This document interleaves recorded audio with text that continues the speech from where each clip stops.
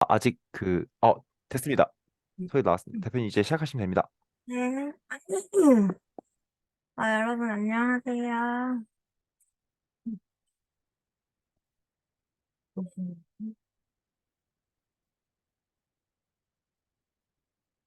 잘 들리시죠? 음.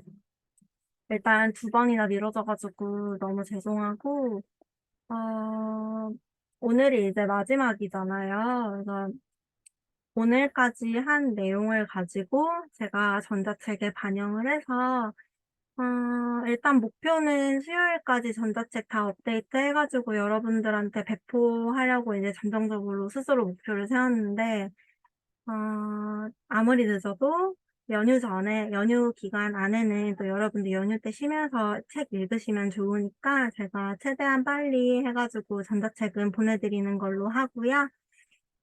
그리고 오늘은, 커리큘럼 상에는 이제 실패 사례, 성공 사례 분석하고, 그리고 자금 조달 노하우, 이렇게 맨 처음에 사전 공지했었던 내용인데, 사실 뭐 이미 다른 사람이 했었던 사례를 가지고 우리가 실패했냐, 성공했냐, 이렇게 판단하는 것보다는 어쨌든 우리가 언제고 창업을 하려고 여러분들이 이 과정을 들으시는 거니까 우리가 창업을 한다. 뭐 이런 전제 하에 우리가 어떤 거 준비하는 게 좋은지에 대해서 좀 집중적으로 말씀을 드릴까 해요. 그리고 만약에 제가 만약에 다시 태어나서 실제로 첫 창업을 한다면 어떻게 할 건지에 대해서 이렇게 말씀을 좀 드려보려고 합니다. 일단은 이거는 아마 무료 강의 때도 여러분 보셨을 거예요. 그래서 제가 그냥 조금씩 짚고 넘어가자면 저는 창업하기 전에는 우리가 반드시 여기에 써져 있는 8가지를 잘 고려하고 창업을 해야 된다라는 주의예요. 그래서 예산은 뭐 아무리 강조해도 지나치지 않을 정도로 너무 중요한데, 음, 여기 8가지 중에서 제가 항상 가장 강조하는 거는 뭐냐면, 동업이나 조력자의 유무, 그리고 운영 방식 같은 경우에는 우리가 상황에 맞춰서 할 수 있지만, 저는 여러분이 반드시 유념하셨으면 좋겠는 게 어떤 창업이든 뭐 그게 무자본이든 유자본이든 간에 상관없이 프로토는 없다라는 주의예요. 그리고 뭔가 창업을 하기 전에 시스템부터 만들고 하시려고 하는 분이 있는데 시스템은 만들고 시작할 수가 없어요. 제가 여러 형태의 창업을 해봤고, 앞으로도 여러 형태의 창업을 할 거지만, 시스템을 만들고, 거기에 맞춰서 우리 창업을 운영한다는 거는 저는 사실 되게 어려운 일인 것 같고, 내가 최소한 3개월에서 6개월 정도는 정말 부딪혀서 하나부터 열까지 다 하면서, 그때 이제 스스로 나만의 방식으로 시스템이 만들어지는 거라고 생각을 하거든요.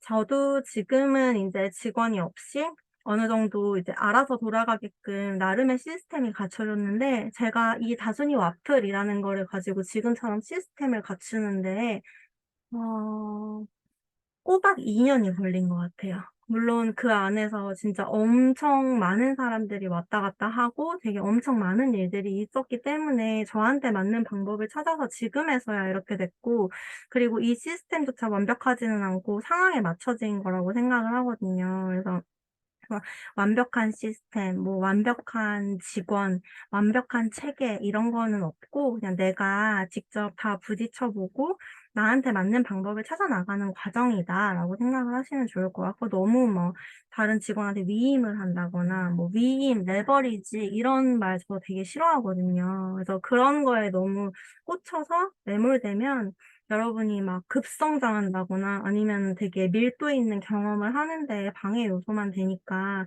뭐 오토 돌리고 위임하고 이런 거는 초기에는 뭐 나중에는 뭐 정말 좋은 사람 만나거나 뭐 좋은 시스템이 갖춰질 수도 있지만 초기부터 그런 걸 염두에 두고 하지는 않으셨으면 좋겠고, 그리고 동업자 같은 경우에도 뭐 내가 못하는 부분을 해줄 수 있는 사람, 뭐 철저히 역할 분배가 된다라고 했을 때 동업은 저는 괜찮다고 생각은 하는 편인데, 뭐 어떻게 보면 협업이죠.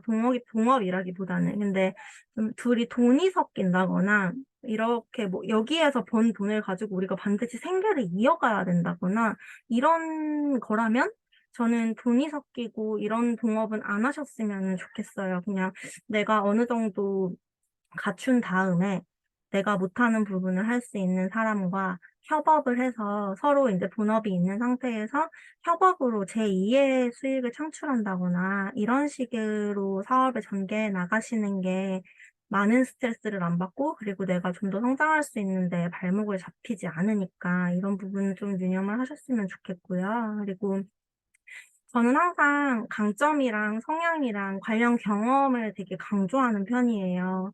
이게 안 맞으면은 아무리 좋은 사업이라도 아무리 돈을 벌 수 있는 거라도 내가 중간에 나가 떨어질 수가 있기 때문에 내가 지금 하려고 하는 이 사업이 사람을 많이 만나야 되고 그리고 내가 면대면으로 해야 되는데 나는 너무 내성적이고 그리고 이동이 어려운 상황이다. 라고 하면은 또 그 사업은 아무리 성장할 수 있다고 해도 나랑 맞지 않고 결국에는 다른 사람한테 돈을 주고 맡겨야 되잖아요.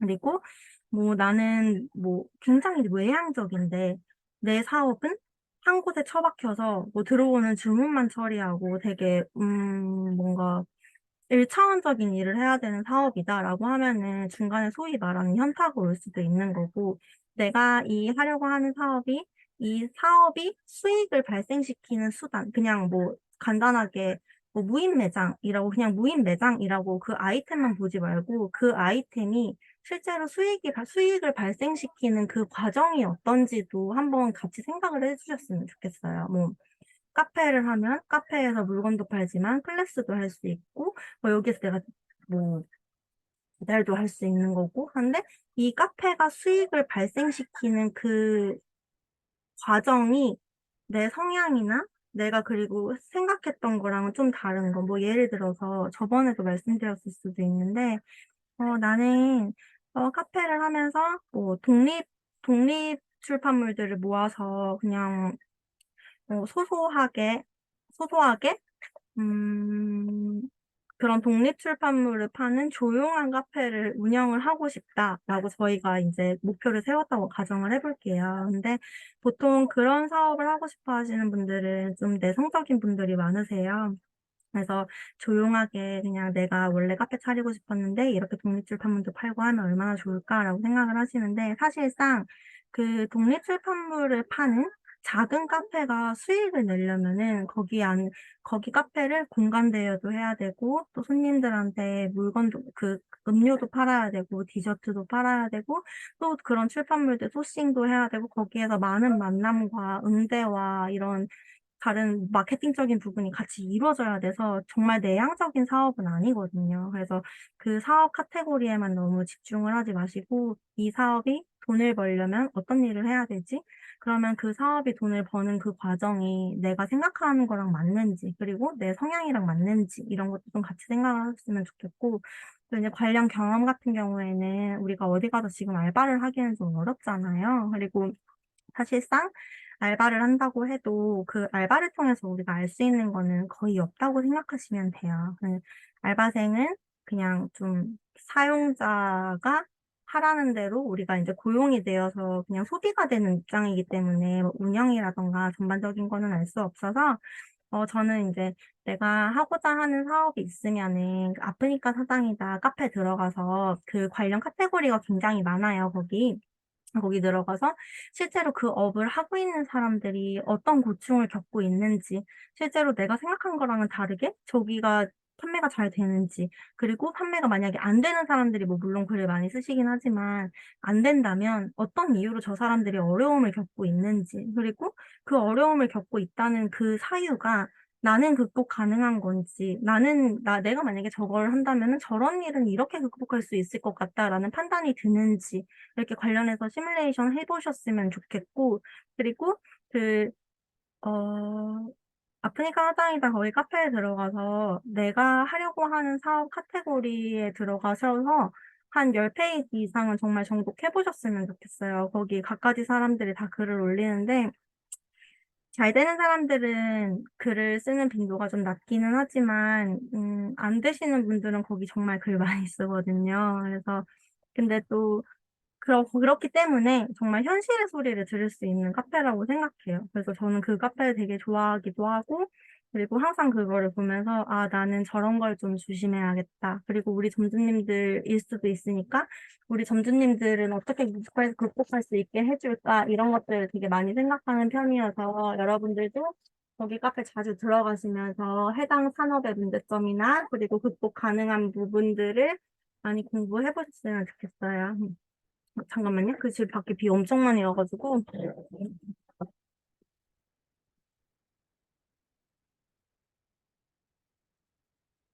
그리고 이제 창업을 하려고 하는 사람들은 아예 그냥 아무것도 안 하고 있는 상태에서 창업을 하는 분들도 계시지만 저는 이게 좀 네 가지 카테고리로 나뉜다고 생각해요. 그리고 제가 생각했을 때 좀 위험할 수도 있다. 그리고 실패를 해왔었던 케이스들을 봤을 때 여기 리스크 발생 포인트부터 위에서부터 말씀을 드리면 본업이 있으신데 엔잡을 하다가 이제 엔잡 중에서 나랑 핏이 맞는 거를 찾아서 아, 내가 이걸로 좀 창업을 해볼까라고 생각을 하시는 분들이 있는데 저는 이 엔잡을 했을 때에 본업을 과감하게 접어도 된다라는 판단이 언제 든다고, 그런 판단을 언제 해도 안전하다고 생각을 하냐면 내가 지금 엔잡을 통해서 벌고 있는 수입이 그냥 매월 꾸준히 들어오는 내 본업에서의 월급의 2배 이상을 넘어서야지 그 엔잡으로 전업을 해도 상관이 없다고 생각을 하거든요. 왜냐면 여러분들도 아마 엔잡을 많이 하시고 그렇기 때문에 뭐 제이로드님도 알게 되시고 이렇게 이런 루트로 들어오셨을 것 같은데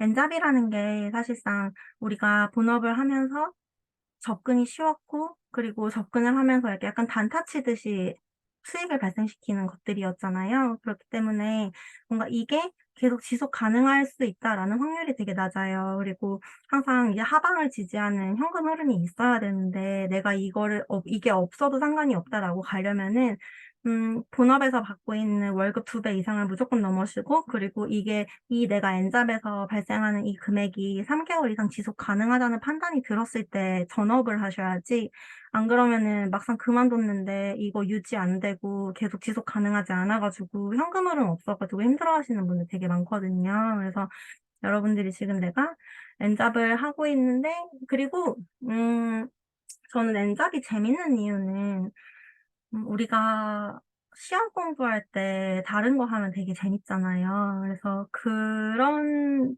느낌도 없지 않아 있다고 생각해요.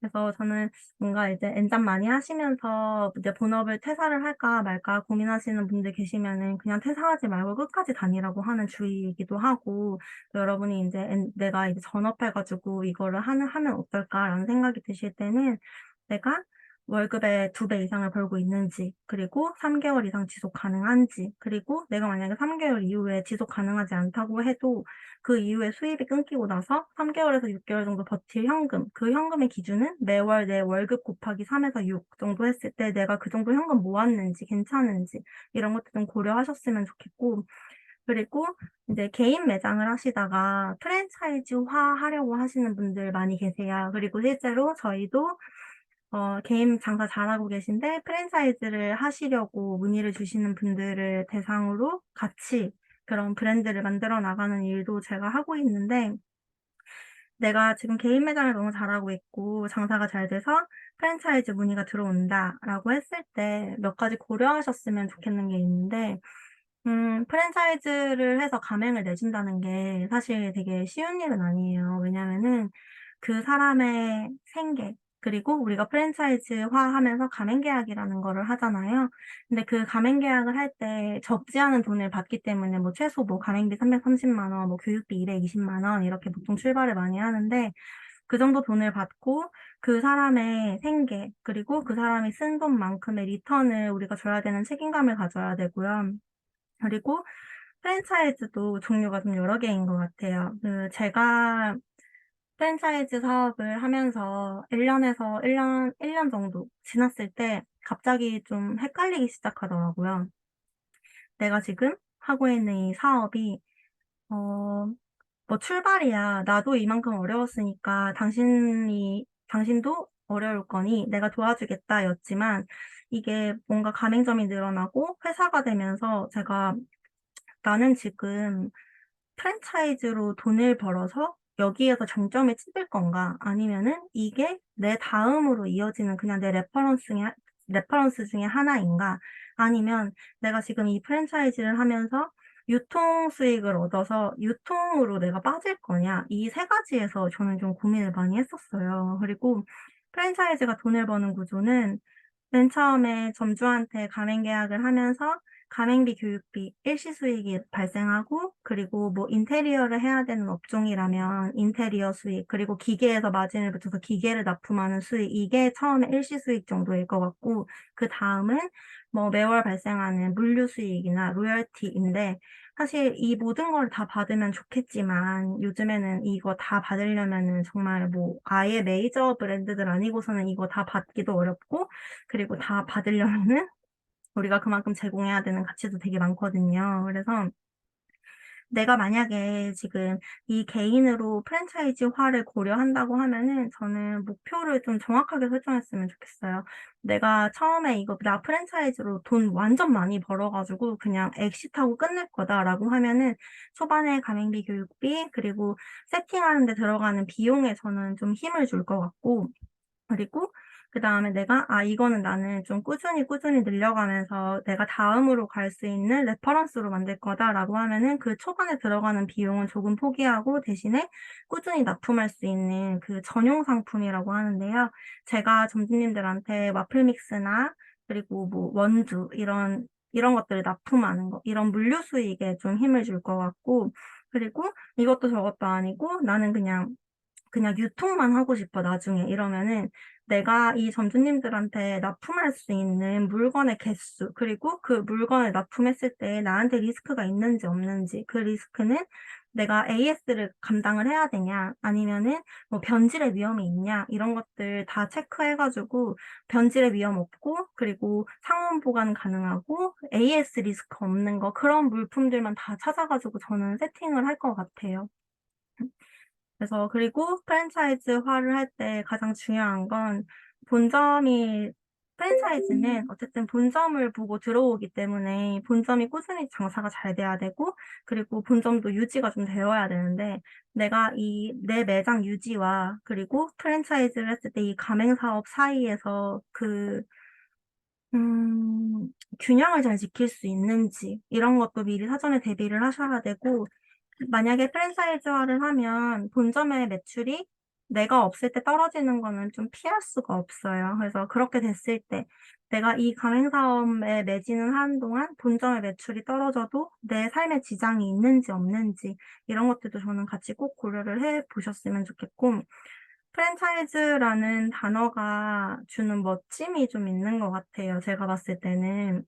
그래서 좀만 장사가 잘 되거나 아니면 '아 이게 좀 괜찮다. 해 보고 싶다.'라고 하면은 프랜차이즈화를 되게 많이 고려하시는데, 음 그러기 이전에 어쨌든 제가 이 말씀드리는 모든 항목들은 우리의 삶이 흔들리냐 흔들리지 않냐가 제일 중요하기 때문에 말씀을 드리는 거라서, 음 언제고, 사실 프랜차이즈는 언제고 할 수 있어요. 근데 내가 준비가 안 된 상태로 뭔가 '빨리 대표가 되고 싶고 브랜드를 만들고 싶다.'라고 해서 그냥 덤벼드는 거는 좀 무모하다.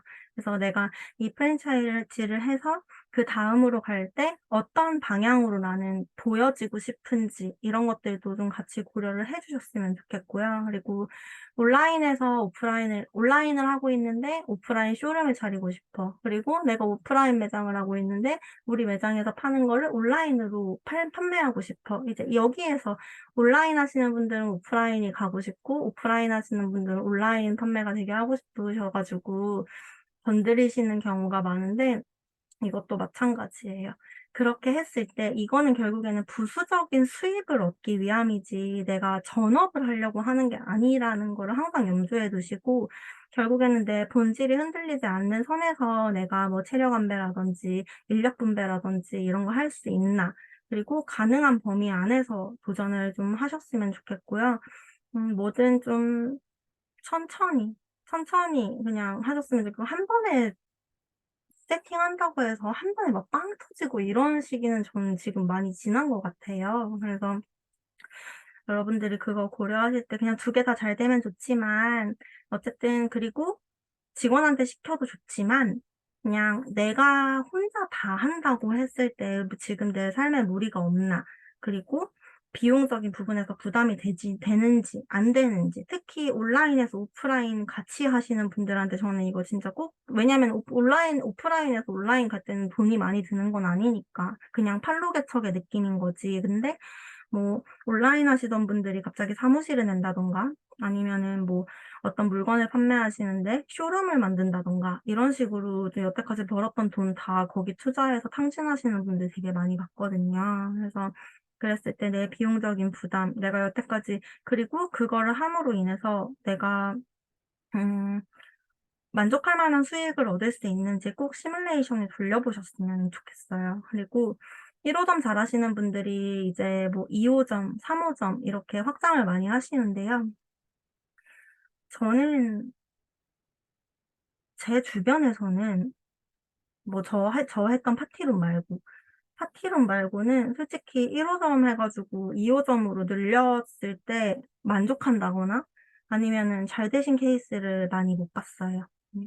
왜냐면 일단은 관리 포인트가 많아지고, 그리고 내가 1호점이 너무 잘 됐기 때문에 2호점, 3호점을 내려고 하는 건데, 그때 내가 1호점에서 수익을 얻었던 만큼 2호점에서 같은 수익을 내기가 사실은 좀 힘들거든요. 그리고 물론 내 예상이 맞아떨어져서 거기에서 똑같은 수익이 난다면 너무 좋겠지만, 음 내가 1호점 있는 동네에다가 차리는 게 아니라 그냥 거기에 다른 동네에 갈 텐데, 거기 동네에서 우리를 받아들여 주냐 아니냐의 문제도 있는 거고, 굉장히 많은 시행착오를 거쳐야 돼요. 근데 내가 1호점 하다가 2호점으로 갔을 때 2호점이 내 생각처럼 장사가 잘 안 됐을 때, 그러면 내가 모든 인력과 신경 쓰는 것과 이런 것들을 다 2호점, 3호점에 다 투자를 할 텐데, 그랬을 때 1호점 매출이 떨어지고 결국에는 내가 이 2호점, 3호점을 결심했었던 계기가 되는 이 1호점 매출도 같이 망가질 수도 있거든요. 그래서 그런 것들을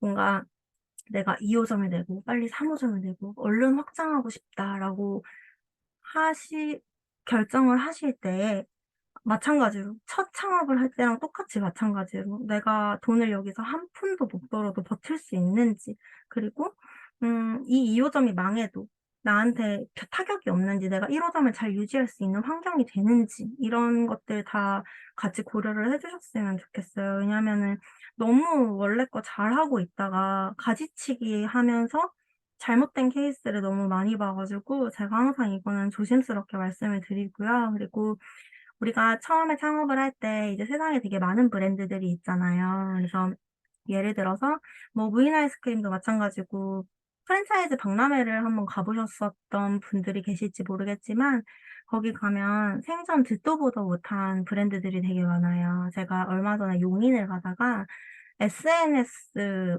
무인 문구점? 이런 브랜드 물류창고를 본 적이 있어 가지고 '어 저기는 뭐지?' 이러고서 검색을 해 봤더니 SNS 무인 분식이다. 근데 냉동 제품이랑 온갖 냉동 제품, 그리고 컵라면, 그리고 한강라면 끓일 수 있는 그 라면 끓여 먹을 수 있는 기계들만 있는 무인 가게더라고요. 그리고 태어나서 처음 봤는데 그런 브랜드도 되게 신도시 위주로 들어가 있기는 하시던데, 그것도 가맹점이 이미 10 개가 넘고, 그리고 사업박람회 가 보면 정말 '와 이런 것도 있었나?' 싶을 정도로 굉장히 많은 브랜드들이 있어요. 그리고 뭐 무인도 마찬가지고 카페도 마찬가지고, 그리고 제가 하고 있는 브랜드도 누군가한테는 태어나서 처음 본 브랜드니까, 우리가 아무리 가맹점이 많아도. 그래서 되게 프랜차이즈가 많아서 우리가 처음에 할 때 내가 개인으로 할지 프랜차이즈로 할지도 고민을 되게 많이 하시고, 경우에 따라서는 그거를 프랜차이즈를 선택하시는 분들도 많을 텐데, 여기 보면은 제가 정리한 프랜차이즈랑 개인 브랜드의 한계예요. 저는 지금 프랜차이즈를 운영을 하고 있지만 그전에 제가 프랜차이즈가 되기 전에는 저도 개인이었잖아요. 근데 첫 어느 정도 장사를 궤도에 올리고, 그리고 이걸로 프랜차이즈라는 그 가맹 계약을 하기 전까지 진짜 되게 힘들었어요. 왜냐면은 내가 하나하나 캐릭터부터 사진부터 뭐 가격 세팅 이런 거, 원가 계산 이런 거, 뭐 판매 금액 설정, 이벤트, 뭐 디자인 이런 거를 다 내가 해야 되니까 사실 이게 어느 정도 감이 없거나 아니면은 할 줄 모르고 할 줄 모르거나 아니면은 내가 시간적 여유가 없거나 이러면은 이거를 어느 정도 가게답게 갖추는 데에는 시간이 굉장히 많이 걸리고 어렵고, 그리고 솔직히 음 허접할 확률이 높죠. 근데 프랜차이즈는 이미 다 갖춰져 있는 거를 나한테 복사 붙여 넣기만 하면 되는데, 근데 프랜차이즈를 운영하게 되면은 되게 높은 비용을 내야 되고, 그리고 그 프랜차이즈들도 장사예요. 그 사람들이 우리를 도와주기 위해서 가맹 그 자원봉사를 하고 있는 게 아니라, 그 사람들도 가맹점주를 통해서 가맹 홍보를 하고, 그리고 이 사람을 통해서 수익을 얻어야 되기 때문에 이 사람이 좋은 자리에 들어가기를 바라고, 그리고 이 사람이 장사를 잘해서 나한테 많은 물류 수익이나 혹은 높은 로열티, 뭐 매출의 퍼센테이지로 할 경우에는 그런 것들을 가져다 주기를 바라기 때문에 좋은 자리 추천하고, 그리고 판매를 많이 할 수 있도록 이벤트도 많이 하고 뭐도 하고 점주님한테 광고도 더 많이 하셔라 이렇게 음 강요하는 부분도 솔직히 없지 않아 있고, 그리고 어쨌든 마찬가지로 물류 수익이라는 거를 발생시켜야 되기 때문에 우리가 시중에서 뭐 발품, 손품 팔아서 살 수 있는 것보다는 높은 가격으로 우리한테 유통이 되게 되어 있어요. 그렇기 때문에 내가 뭐 원래는 마진이 한 30에서 35% 정도 나야 되는 건데, 이제 프랜차이즈 하면은 그냥 보편적으로 '내가 20% 남긴다.'라고 생각하고 시작하시는 게 마음이 편하시고요. 근데 개인으로 하면은 물론 마진은 높고 뭐 순수익률은 높아지겠지만, 내가 그만큼 원래 프랜차이즈를 했을 때와 그렇지 않을 때 그 전체 판매 금액에 있어서는 좀 힘을 받기가 어렵다.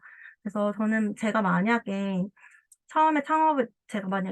아예 처음으로 돌아가서 프랜차이즈랑 내가 혼자 개인으로 하냐 마냐의 기로에 섰을 때는 음 저는 개인을 그래도 할 것 같긴 한데, 지금 생각해 보니까 내가 정보를 서치하고, 그리고 어느 정도 벤치마킹을 하는 습관이 들어있다. 그리고 내가 명확하게 '내가 하고 싶은 컨셉이 존재한다.'라고 하면은 개인 브랜드를 하시는 게 맞을 것 같은데, 그냥 그런 건 잘 모르겠고, 내가 뭔가 갖추어져 있을 때 이거를 판매를 잘할 자신은 있다라고 판단이 대신에 뭐 사진이나 이런 거나 뭐 디자인적인 거나 어떤 걸 언제 갖춰야 되고, 그리고 어떻게 해야지 뭔가 이게 구색을 맞출 수 있는지에 대한 감이 없고 너무 막막하시면은 '프랜차이즈도 나쁘지 않다.'라는 생각이 들어요. 근데 그중에서도 이제 피해야 되는 프랜차이즈가 몇 개 있거든요. 그래서 제가 여기에 피해야 되는 프랜차이즈를 쪼끔 정리해 봤어요.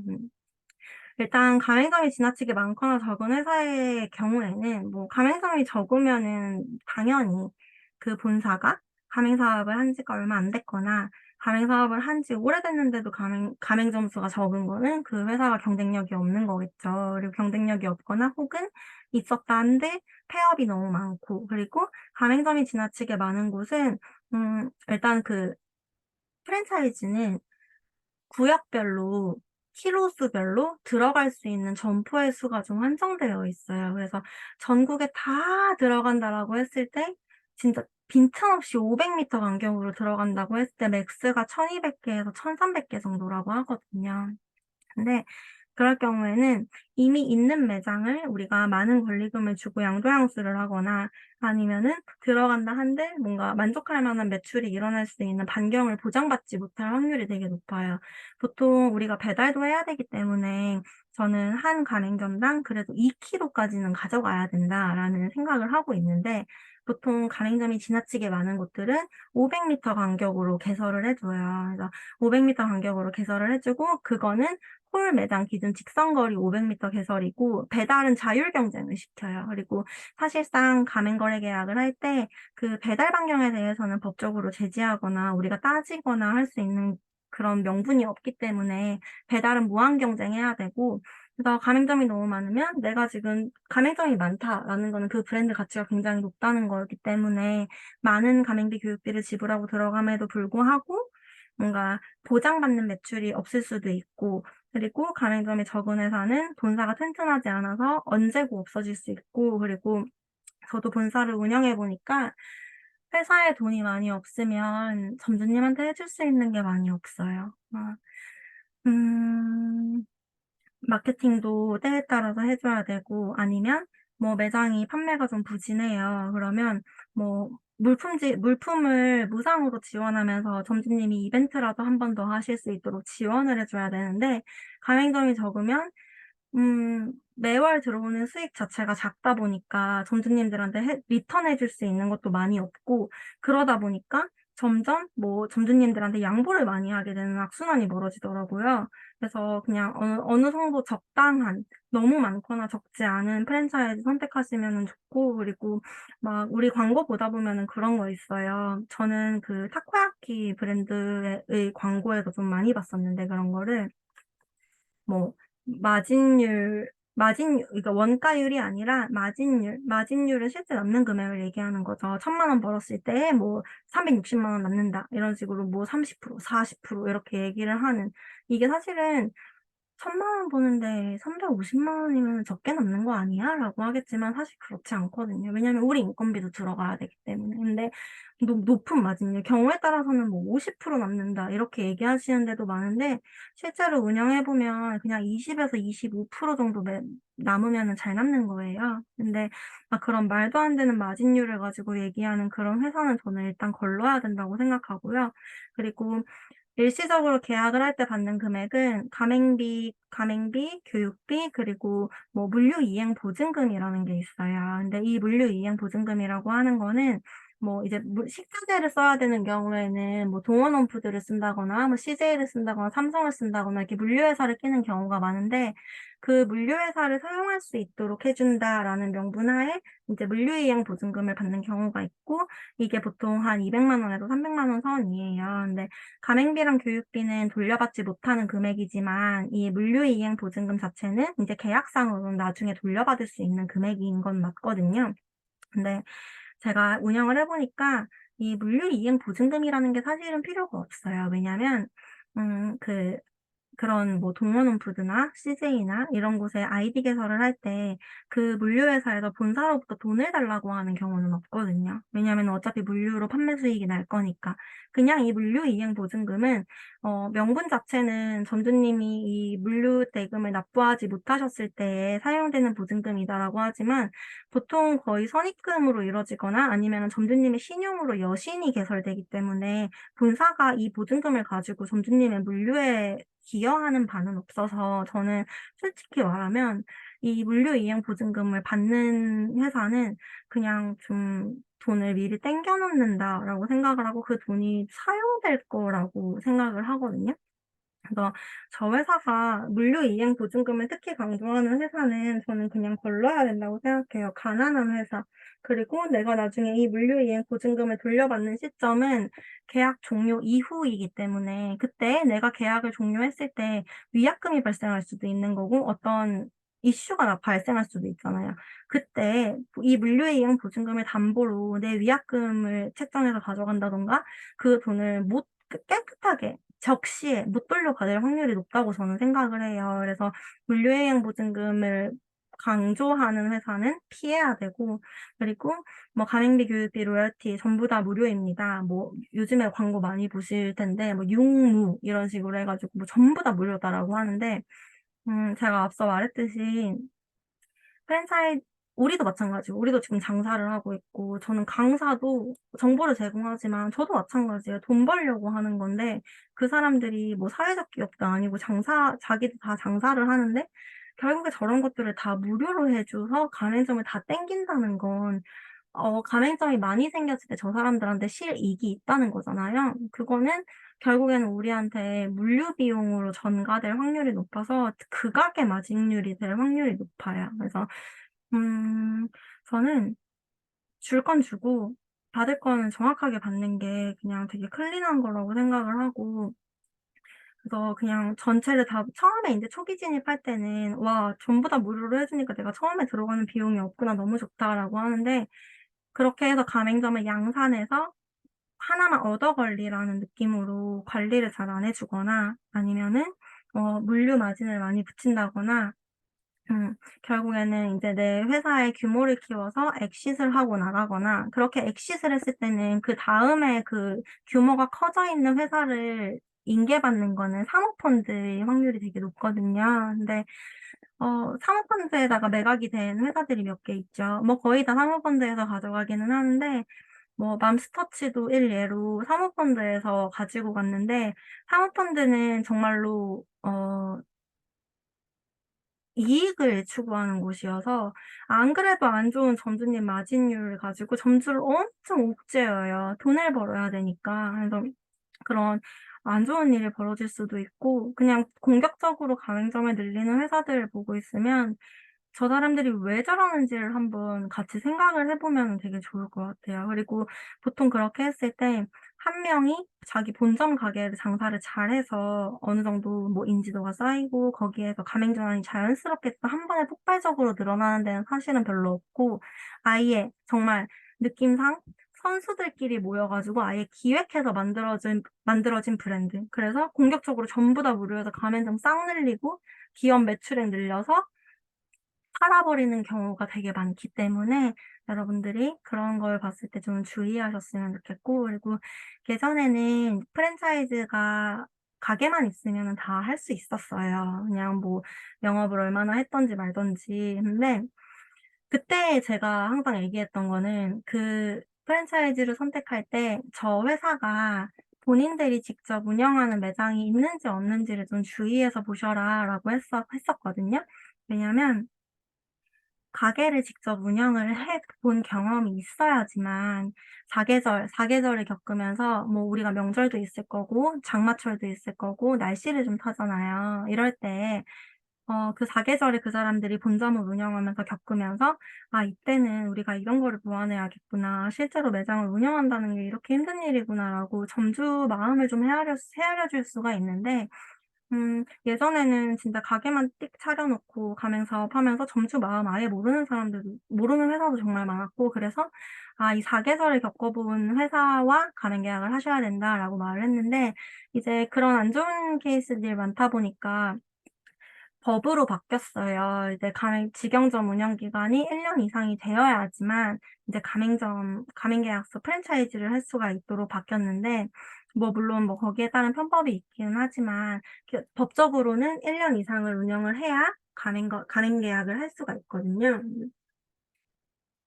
그때 그럼 인제 이 사람들이 운영 기간이 어느 정도 되는지 정말 딱 1 년만 채우고 기다렸다는 듯이 가맹 사업을 하는 곳인지 그래서 저는 프랜차이즈 계약을 할 때 그 본점이 어떤 히스토리로 운영이 되고 그리고 매출액이 어떤 정도인지 그리고 직원들로만 공장처럼 운영이 되는 건지 아니면 정말 대표가 거기에 기여를 해서 운영을 했는지 이런 것들 상담할 때 다 물어보면 되니까 이런 부분들 잘 체크하셔서 계약을 하셔야 될 것 같고 어쨌든 그 사람들도 나한테 장사를 하고 있다. 내가 프랜차이즈 저 브랜드 나를 어떻게 케어해 주고 나를 멱살 잡고 이끌어 줄 거라는 기대 자체를 그냥 아예 접고 그냥 가성비랑 실이익 따져 가지고 계약하시는 게 맞다고 생각을 해요. 왜냐하면 저도 지금 본사를 운영을 하고 있으니까.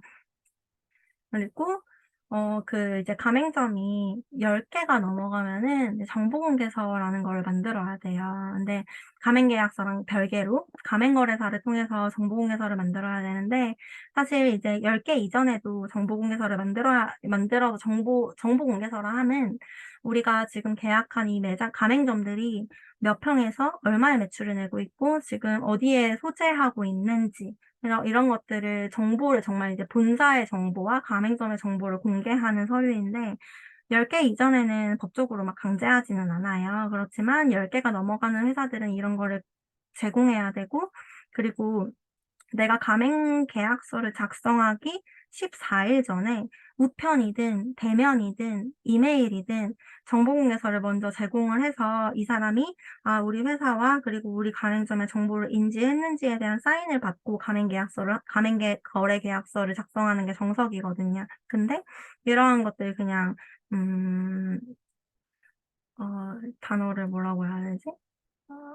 뭐 실렐레 팔렐레?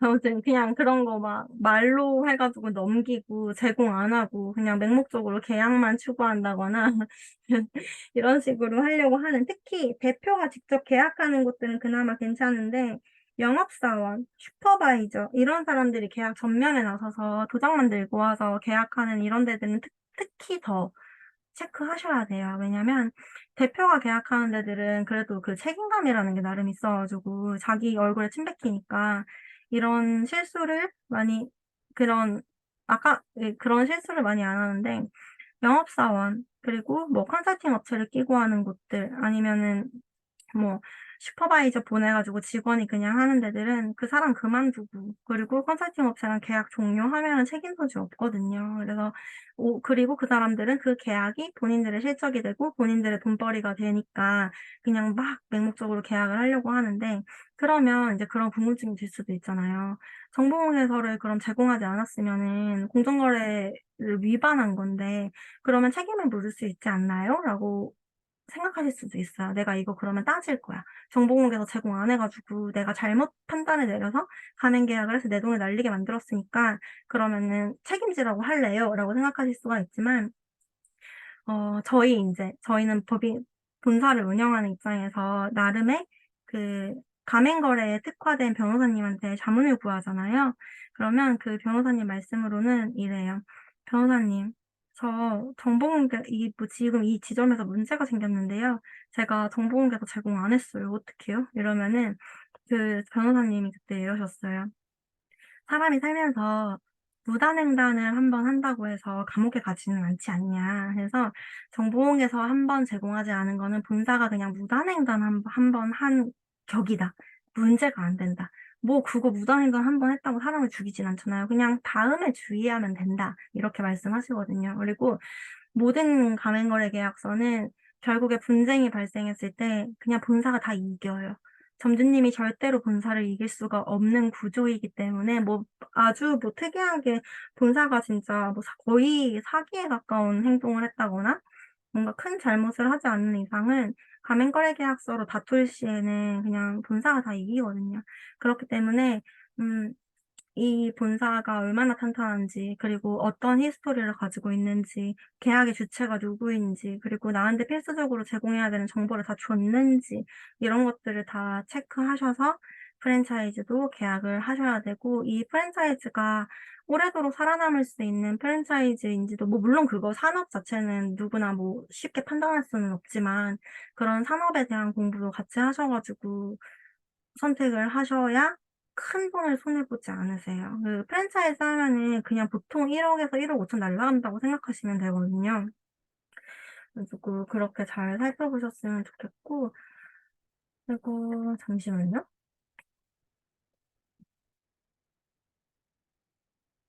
아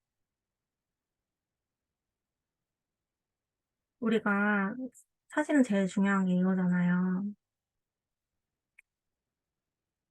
내가 실제로 창업을 할 때 그래서 돈을 어떻게 조달을 하면 좋은지 근데 우리가 인제 은행 대출 제외하고 인제 나라를 통해서 받을 수 있는 자금은 이렇게 세 가지 종류예요. 그래서 출연금, 대출금, 보조금. 그래서 뭐 출연금이랑 보조금에 대해서는 제가 오늘은 얘기하지 않을 거고요. 저는 대출에 대해서만 얘기를 하려고 해요.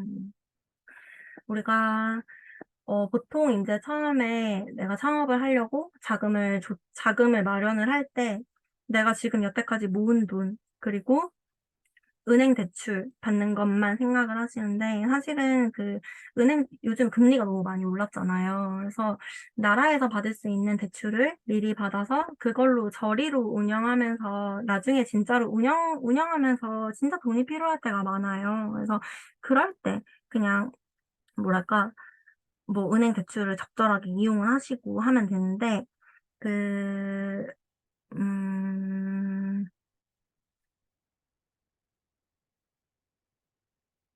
일단은 제가 만약에 다시 태어나서 아니다. 이것부터 먼저 설명드려야겠다. 그래서 일단 나라에서 받을 수 있는 기관에 대해서 먼저 설명드릴게요. 우선은 신용보증재단이라는 곳이 있어요. 그래서 이거는 제가 그 사이트 신용보증재단 들어가서 그 사이트에서 우리가 보증상품 찾기 페이지를 캡처한 건데요. 여기 보면은 되게 카테고리가 많아요. 그래서 뭐 창업도 있을 거고 성장, 뭐 재도전 이런 게 있는데 우리가 가장 많이 보는 것들은 창업, 성장, 그리고 인제 저신용이나 취약계층을 보게 될 거고, 그리고 뭐 자금은 대환자금은 차후의 일이고 일단 운전자금과 시설자금을 보게 될 거고요. 그리고 신용보증재단에서는 매출액에 따라 다르긴 하지만 어찌 됐건 내가 이거를 이용을 할 때 7천만 원 정도까지는 신용보증재단에서 무리 없이 보증을 받을 수가 있어요. 시기에 따라서는 제가 마지막에 설명을 드릴 거고요. 그리고 이제 주요 보증 상품을 보면은 뭐 중신용, 그리고 우리가 봐야 될 거는 뭐 밑에는 뭐 온택트 특례보증 정도 있을 것 같고, 그리고 재창업은 우리가 나중에 폐업하고 나서인데 저는 지금 재창업 특례보증을 좀 받아보려고 각을 잡고 있어요. 그래서 이 각을 잡고 있는 것도 제가 마지막에 저라면 어떻게 할지, 그리고 제가 어떻게 하고 있는지에 대해서 말씀을 드릴 거고요. 그리고 응? 그리고 신용보증기금이 있는데요. 사실은 이 신용보증기금은 법인 사업자일 때 받는 게 좀 유리하고, 그리고 매출액이 5억 이상 되어야 전체 연매출이 5억 이상 되어야 좀 수월하게 받을 수 있는 건데, 제가 이 신용보증기금은 개인 사업자랑은 조금 무관하긴 하지만 넣은 이유는 나중에 인제 법인 전환 타이밍과 그리고 이제 법인을 전환할 때 우리가 어떻게 하면은 좀 괜찮은지에 대해서 말씀을 드리려고 같이 넣어 놨고요. 그리고 이제 우리가 운영 중에는 소상공인시장진흥공단을 되게 자주 잘 이용하면은 저리로 좋은 대출을 많이 받을 수가 있어요. 일단 이런 신용보증재단이나 소상공인진흥공단 같은 경우에는 이율 자체가 되게 낮고, 제가 예전에 코로나 때 받았었던 것들은 뭐 거의 아직도 1%, 1.5% 이러고, 뭔가 업력, 내가 3년 미만이냐 7년 미만이냐, 그리고 이제 막 갓 창업을 했냐에 따라서 받을 수 있는 대출이 많은데, 이게 거의 분기별로 나와요. 분기별로 나오고, 그리고 특이한 경우에는 연초나 아니면은 명절을 앞두고 자영업자들한테 큰 대출을 푸는 경우가 종종 있어요. 간단한 예로는 올 초에 저신용자들, 뭐 예를 들어서 나이스 기준 어 나이스 신용 점수 744점 이하인 사람들을 대상으로 조건이 되면 뭐 3천만 원씩 일시에 대출을 해 주는 게 있어서 그때 사람들이 신용 점수 내린다고 난리도 아니었었거든요. 그래서 그리고 요번에는 안 나왔는데, 그 소상공인시장진흥공단에서는 직접 대출이 있고 대리 대출이 있어요. 근데 대리 대출은 되게 많은 서류를 제출하고 뭔가 보증도 받아야 되고 하지만, 직접 대출은 여기 소상공인시장진흥공단에서 제시하는 조건이 딱 맞으면은 정말 비대면으로 대출이 되게 쉽게 쉽게 나오거든요. 그래서 조건을 맞추는 게 되게 중요한데, 마찬가지로 그 저신용 대출 같은 경우에는 그 성공하신 분들은 3천만 원씩 일시에 받으시고, 그리고 신용 점수를 사람들이 억지로 낮춘 다음에 이거 대출 받고 바로 다시 신용 점수 올려 가지고 중신용 대출도 받고, 이런 식으로 중복으로 거의 한 번에 5,500, 뭐 5,000, 뭐 적게는 4,000 이렇게 한 번에 받아가신 분들도 굉장히 많거든요.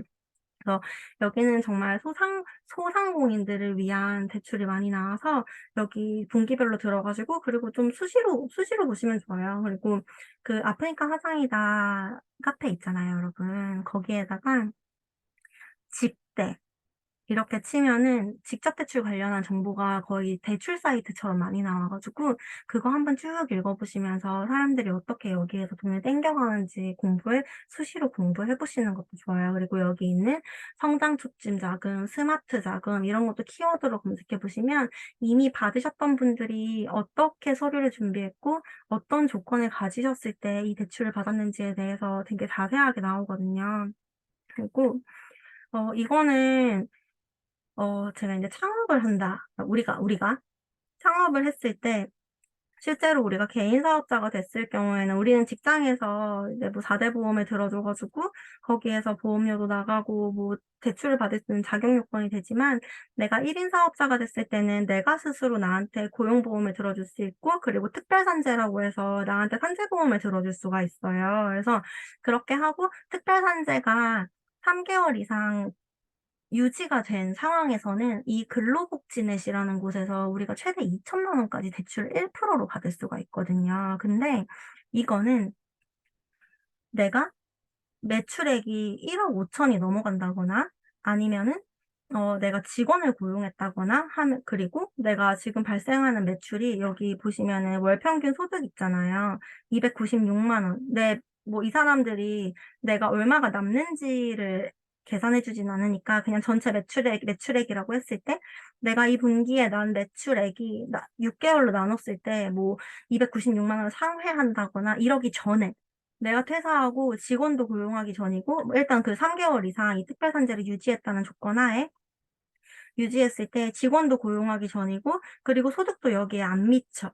그리고 어 나한테 고용보험이랑 이런 거를 들어 놓은 상태라면은 저는 이거 제일 먼저 받으라고 항상 말씀을 드려요. 여기 보면은 뭐 홀레비도 있고 뭐 자녀학자금 요런 것들이 있는데 우리는 여기 들어가서 보면은 생활 안정자금이라는 게 있는데요. 여기가 거의 최대 1,000만 원에서 경우에 따라 1,500만 원까지 받을 수가 있고 그리고 어린 7살 이하의 자녀가 있으신 분들은 그 자녀 한 명당 500만 원까지 받을 수 있고 그리고 내가 저번 달 대비 매출이 감소했다라는 거를 증빙하면은 소액 생계비도 200만 원까지 받을 수가 있고요. 그리고 내가 뭐 어디 수술을 한다거나 뭐 큰 의료비를 지출했다라고 하면은 이거 의료비도 받으실 수 있고 아직 결혼 전이신 분이라면은 홀레비 명목으로 1,000만 원 정도 받으실 수가 있어요. 근데 이율이 진짜 좋고 거치 기간도 내가 설정할 수가 있고 최대 또 5년 상환이어 가지고 부담도 되게 많이 없어서 이거는 꼭 받으셨으면 좋겠어요. 왜냐면은 이게 1.5억이 넘어가면은 대상 자체가 안 돼 가지고 받으실 수도 없고 그리고 1인 자영업자 고용연계 고용보험 들어 놓으시면은 우리 아까 앞에 봤던 소상공인시장진흥공단에서 자영업자들 고용보험료 50%까지 지원을 해 줘요. 그리고 사실상 큰 금액이 아니기는 해도 50% 지원받으면서 내가 누릴 수 있는 이런 대출 혜택을 누리실 수가 있으니까 사업 초기라면은 나한테 일단 시작하자마자 고용보험이랑 특별산재 들어 놓고 3개월 유지 이후에 뭐 돈이 필요하다면 1% 정도 받으셨으면 좋겠고 그리고 이건데요.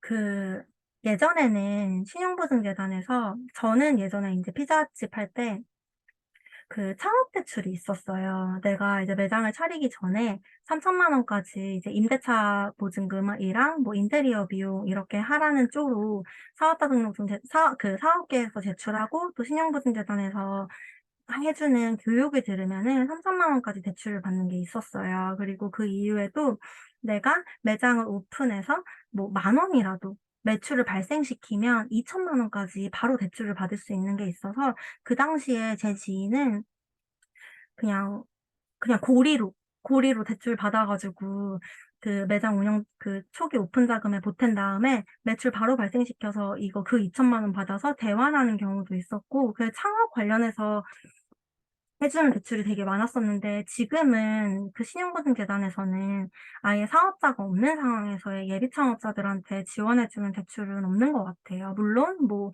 지역에 따라 다르겠지만 제가 알기로는 서울, 경기는 없는 걸로 알고 있고요. 어찌 됐든 임대차 계약을 해서 사업자 등록증이 나와 있는 상태여야지 대출을 받을 수 있어서 초기에 운영 자금을 조달하기가 조금 힘든데 미소금융이라고 혹시 아실지 모르겠어요. 그래서 미소금융이라는 곳이 있는데 여기는 임대차 계약하기 전에 그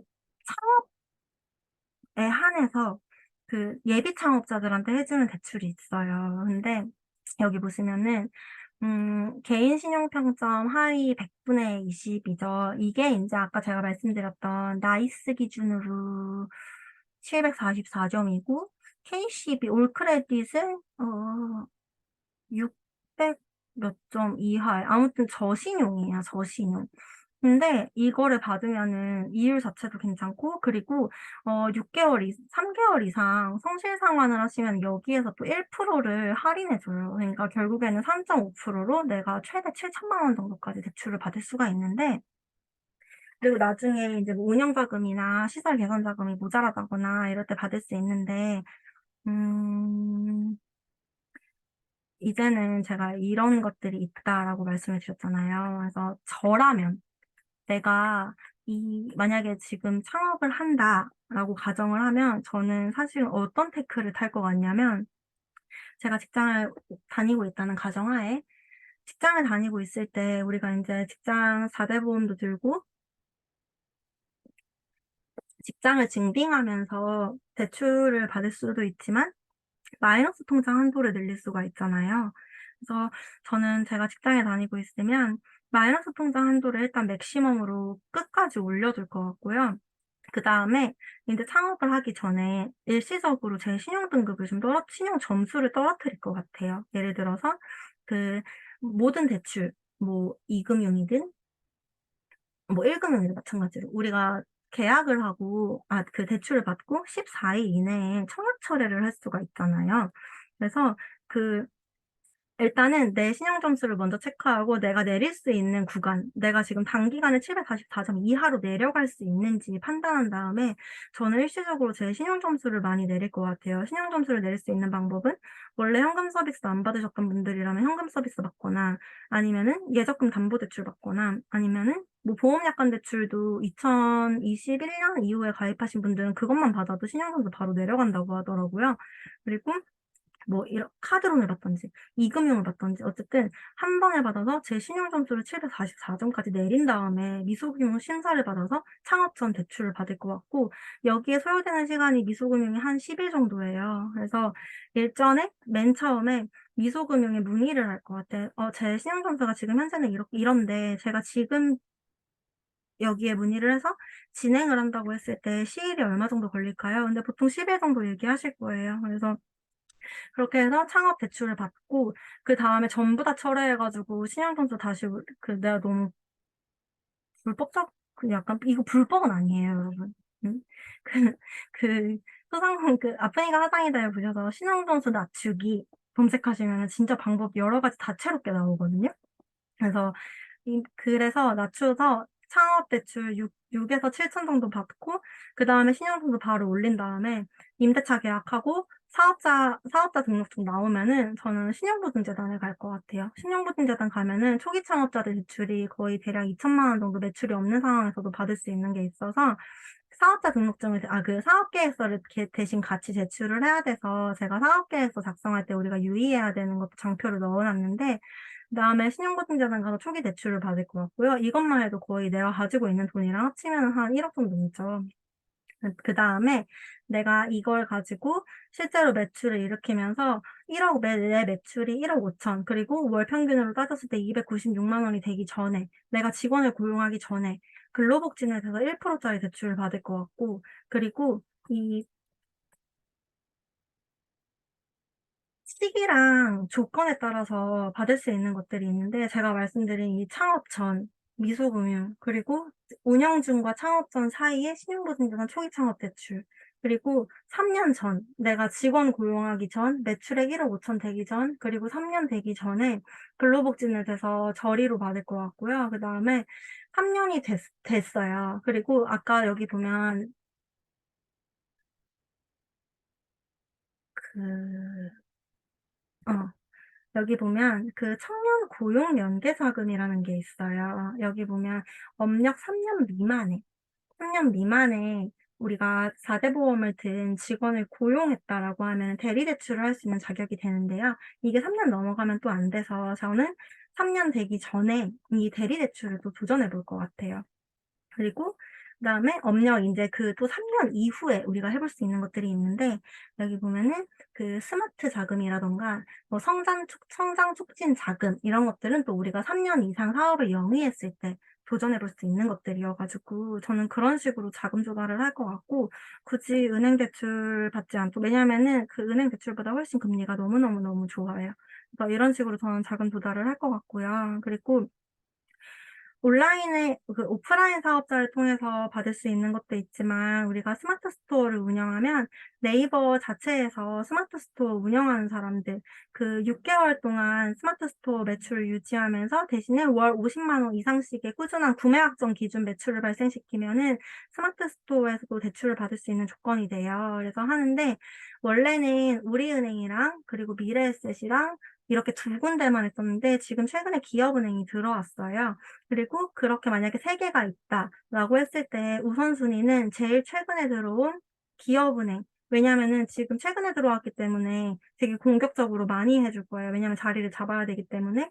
그래서 그런 최근에 들어온 순, 그리고 그다음에는 일금융, 그다음에 이제 뭐 미래에셋 이렇게 순서대로 할 것 같은데, 어쨌든 그렇게 온라인으로 받을 수 있고, 그리고 이런 신용보증재단이나 신용보증기금이나 뭐 이런 것들은 그 개인 DSR에 포함이 안 돼요. 왜냐면 개인 사업체로 받은 거기 때문에 추후에 내가 뭐 은행 대출을 받는다고 했을 때 물론 은행 전산에는 이러이러한 것들을 다 받았다라고 뜨기는 하겠지만 이게 DSR에 뭐 영향을 줘서 우리가 뭐 대출 한도가 줄어든다거나 이러지는 않기 때문에 저는 방금 말씀드린 이 순서로 자금 조달을 해서 진행할 것 같아요. 다만 뭔가 이렇게 무분별하게 대출을 받으시면 어쨌든 간에 인제 거치 기간은 보통 1 년에서 2년 사이니까 그 안에 우리가 자리를 잡기는 해야겠죠. 그래서 이 이후에 내가 원금 상환이 시작됐을 때 뭐 월에 얼마 정도를 상환해야 되는지 예상을 해 보고 계산을 해 봐서 '내가 2년 정도 자리 잡고 나서는 이거 상환하기에 무리가 없겠다.'라는 판단이 들으셨을 때 그냥 뭐 이건 다 땡기는 기준이에요. 음 그렇게 받을 것 같아요. 음. 그리고 음 그 나중에 이제 운영을 하시다 보면은 장사가 너무 잘 되면 좋겠지만 혹시나 인제 뭐 내가 나가는 금액 대비 매출액이 저조하다거나 아니면은 뭐 확장을 위해서 자금이 필요하다라고 했을 때는 중신용 대출은 일단은 이런 정부기관에서 대출을 할 때는 개인의 신용도보다는 이 사람의 지금 현재 업장의 매출액을 많이 보거든요. 그래서 내가 뭐 굳이 뭐 세금이나 이런 거 고려해 가지고 너무 현금 매출로 유도하면서 이 매출액 자체를 떨어뜨리는 거는 저는 이런 정부 대출을 생각한다면 좀 어리석은 짓인 것 같아요. 그래서 일단은 매출액 기반으로 보고 나중에 내가 처음에 신용보증재단 대출을 받았어.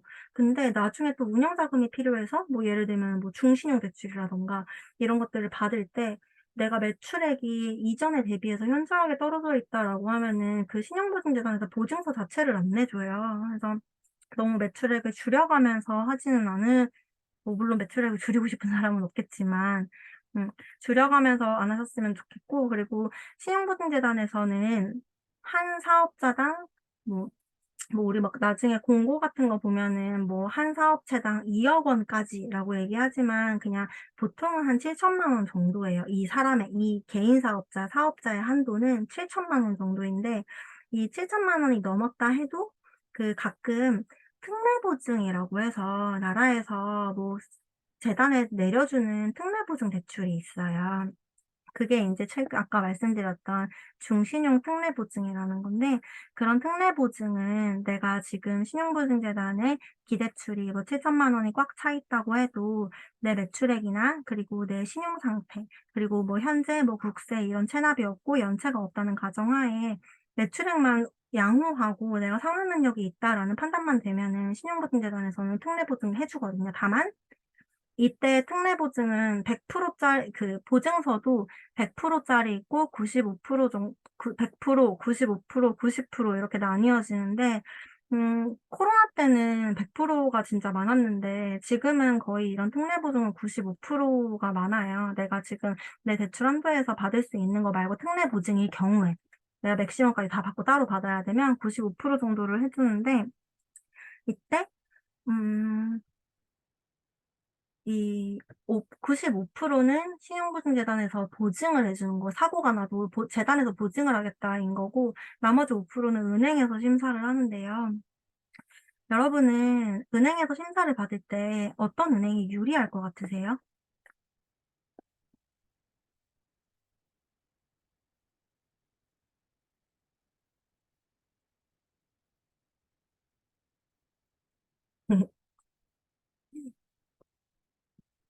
보통은 내가 거래가 많은 주거래 은행부터 가 보시는 경우가 되게 많거든요.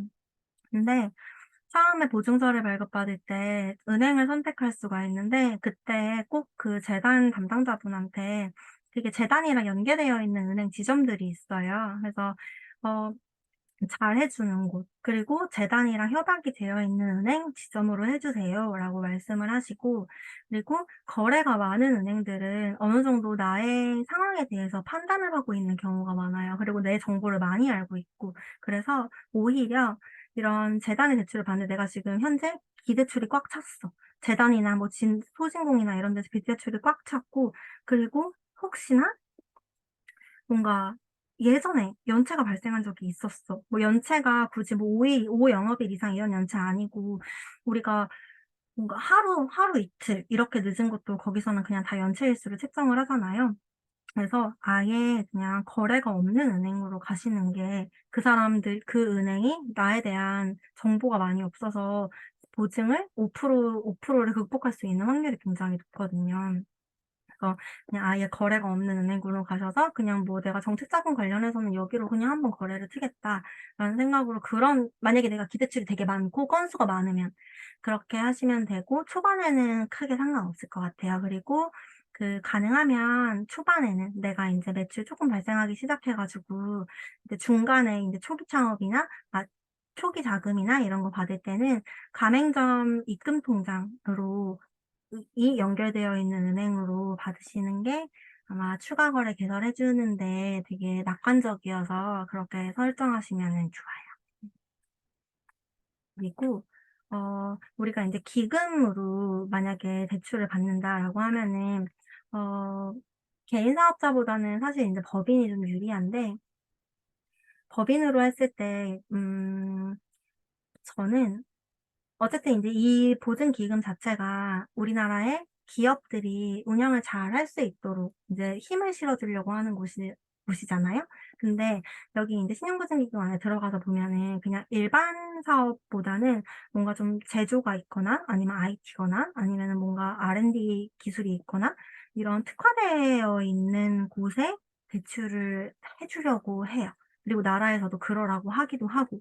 그래서 우리가 법인 전환을 할 때에는 이런 기관이나 정부에서 좋아하는 것들을 융합해서 같이 법인 뭐 업태를 추가한다거나 업종을 추가한다거나 그렇게 만들면 좋은데, 제가 이 어떻게 하면은 법인을 설립할 때 나라가 좋아하는 걸로 할 수 있는지, 그리고 어떤 키워드가 내 사업이랑 잘 어울려서 억지로 만드는 법인 같지가 않은지는 제가 정리해 놓은 데이터, 뭐랄까, 키워드랑, 그리고 이런 정부 지원을 받을 수 있는 법인들이 좀 더 이런 자금을 수월하게 받을 수 있는 게 어떤 게 있는지 알아볼 수 있는 사이트를 정리한 게 있어 가지고, 그거는 제가 전자책 배포하면서 같이 파일로 전달 드릴게요. 어찌 됐든 간에 뭔가 나라에서 대출을 받기 좋게 내 법인을 설립하지만 뭔가 내 업종에서 크게 벗어나지 않는 걸로 해야 뭔가 이거 나중에 심사를 받을 때도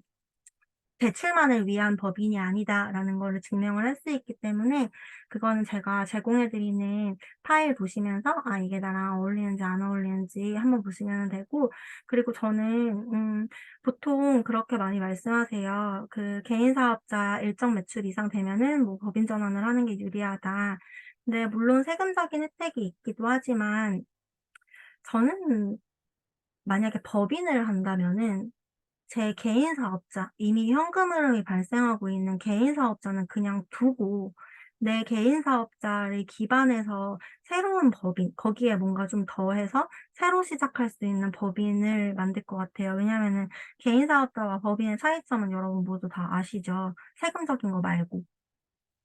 개인 사업자는 뭐 책임도 내가 다 지지만 어쨌든 내가 돈을 좀 자유롭게 융통을 할 수가 있는데, 법인에서 돈을 내 맘대로 빼서 쓰기는 좀 어렵다 보니까 저는 현금 흐름을 지키는 게 되게 중요하고, 한 번 돈 맡겨 오면은 너무너무 힘들기 때문에 내 법인 사업자를 지키는 선에서 새로 그냥 내 개인 사업자를 지키는 선에서 새로 뭔가 연관된 법인을 만들어서 그걸로 그냥 새롭게 정부 지원 사업 지원해서 그 정부 지원 사업 지원한 돈 가지고 회사 키워서 매출액 만든 다음에 그걸로 보증 기금에 대출을 받는 게 현명하지 않을까라는 생각이 들고요. 그리고 저는 저희 엄마가 원래는 가게를 하시다가 가게를 매도하셨어요, 4 월에. 4월에 가게를 매도하시고 지금은 저희 매장 일을 도와주고 계신데요. 근데 제가 그 개인 사업자, 가게 하고 있는 거 본점 사업자 말고 온라인 사업자를 하나 더 가지고 있어요. 그래서 그 스마트 스토어 가족한테 양도할 수 있어 가지고 제가 엄마한테 그 스마트 스토어를 양도한 다음에 3 개월 동안 여기 아까 보면은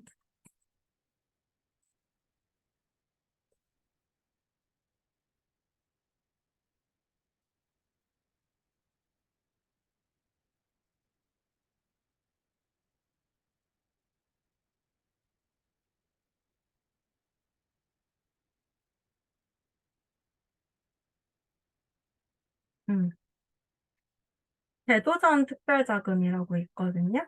그래서 저는 엄마한테 양도를 하고 이게 또 매출액이 아예 없으면은 재도전 그냥 내가 재창업을 준비했다고 해서 사실상 받을 수 있는 확률은 되게 낮아요. 그냥 내가 창업을 해서 일정 부분 매출을 발생시킨 다음에 하면은 받을 수 있는 확률이 되게 높은데 이거 거의 3천만 원 정도까지 받을 수 있거든요. 그래서 저희 엄마 명의로 바꾼 다음에 3 개월 매출 유지하고 저는 이거 재도전 특별자금 받아보려고 해요.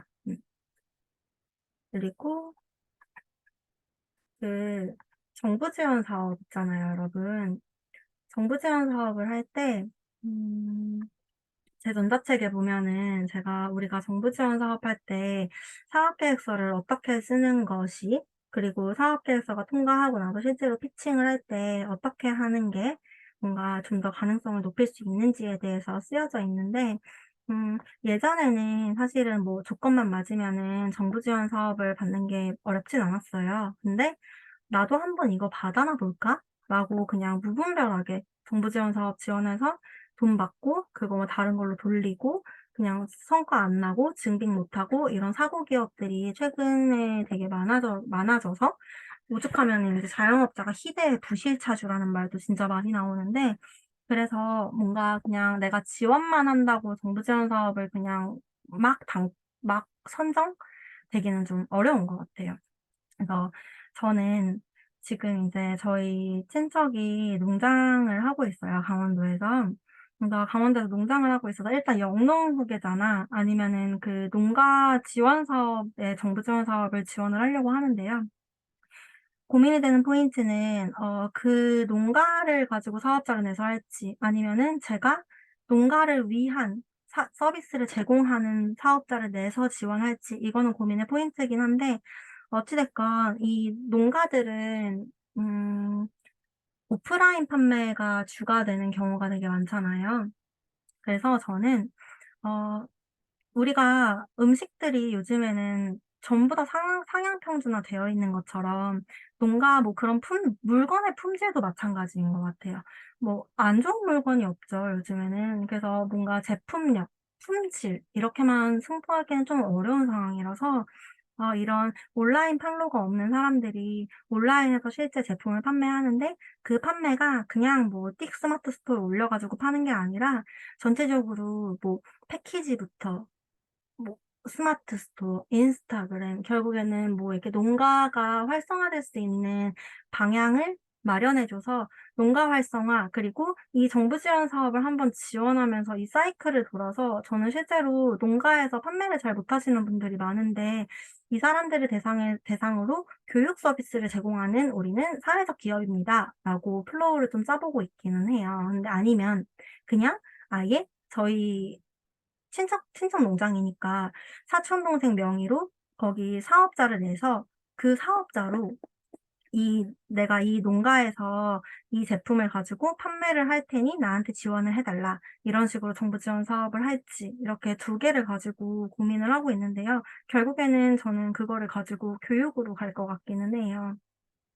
근데 아무튼 이런 옛날처럼 뭐 "저는 이걸로 이렇게 매출을 내서 이렇게 이걸로 이렇게 판매를 해서 이렇게 매출을 내겠습니다."라고 단순히 그 플로우만 얘기를 하는 게 아니라 뭔가 정부 지원도 이제 스토리텔링이 좀 필요하거든요. 그래서 뭐 이런 것도 생각해 봤어요. 우리가 저희 인제 공장에 친척 내에서 무말랭이를 판매하고 있는데요. 무말랭이를 검색해 보니까 그냥 양념을 해서 판다기보다는 그냥 그 무말랭이 자체를 판매하고 있는 사람들이 좀 있었어요. 그래서 제가 처음에는 '아 그러면은 이 무말랭이를 단가를 후려쳐서 이거를 좀 싸게 매출을 일으켜 볼까?'라는 생각이 들다가 '아 이거 그냥 양념을 팔고 있는데 양념의 매출이 부진한 사람들을 컨택해서 이거를 완사입해서 내가 이 양념이랑 같이 패키지를 해서 팔지 아니면은 그 사람이랑 협업을 해서 같이 동시 발송을 할지.' 그래서 저는 요즘에는 20-30 대들이 집에서 무말랭이를 무쳐 먹는 경우는 많이 없잖아요. 근데 이 사람들한테 집에서 간단하게 무를 자르고 말리고 그리고 양념을 하고 이거를 반찬으로 만드는 그런 번거로운 고객 여정을 다 줄여 주고 대신에 집에서 이런 농가의 제품을 소비할 수 있는 고객 경험을 만들어 주겠다라는 식으로 포장을 해서 '이걸로 정부 지원 사업을 한번 해 볼까?' 아니면은 이런 생각들이 좀 들더라고요. 그래서 제가 왜 이렇게 주절주절 제가 어떻게 할 건지 말씀을 드리냐면은 그 저는 우리가 지금 창업을 위해서 이 강의를 듣고 있지만 여러분들이 이 창업에서 그냥 끝나지 않으시기를 바라요. 왜냐면 창업을 해서 매출을 일으켜서 돈을 버는 것도 물론 중요하지만 장사라는 게 어떻게 될지도 모르고 그리고 요즘 경기도 너무 안 좋아서 실제로 이 강의를 들으시는 분들이 얼마나 그리고 언제 어떤 거를 창업하실지 모르겠지만 여러분들의 창업이 창업에서 끝나지 않고 지금 내가 하려고 하는 게 나의 다음이랑 어떻게 좀 연결이 되는지까지 같이 좀 마인드맵을 그려서 하셨으면 좋겠거든요. 뭐 예를 들어서 이런 거예요. 제가 저번에도 말씀드렸지만 그냥 단순히 카페를 한다고 해도 내가 카페를 차렸어. 그러면은 음 이 카페에서 저는 뭐 직판 내고 즉석 제조 다 허가 받아 가지고 여기에서 더치커피라도 내려서 판매해 볼 것 같아요. 더치커피라도 내려서 온라인으로 스마트 스토어 개설해서 거기에서 판매해 보고 오프라인에서도 뭐 물론 장사도 열심히 하지만 그리고 이런 내가 하고 있는 것들을 클래스도 반드시 할 거고 그리고 이 모든 과정들을 전부 다 블로그에 기록하고 또 경우에 따라서는 전자책도 내고 그냥 내가 하는 이 하나에서 모든 과정을 기록하고 그리고 이걸로 내가 어떻게 부가적인 수익을 낼 수 있는지 시간 대비 어차피 흘러가는 시간 이거를 내가 어떻게 활용해서 어떻게 수익을 낼 수 있는지 그래서 결국에 내가 이 매장도 하고 뭐 지식 창업도 하고 뭐 이것저것 온라인 판매도 하고 했을 때 결국에 내가 이 모든 걸 합쳐서 그다음으로 갈 때는 '나는 또 어떤 걸 할 수 있을까?' 그리고 이거를 나라에서 주는 정부 지원 자금을 받는다고 하면 내가 어떤 키워드랑 융합을 하면 나라가 좋아하는 키워드가 될까? 뭐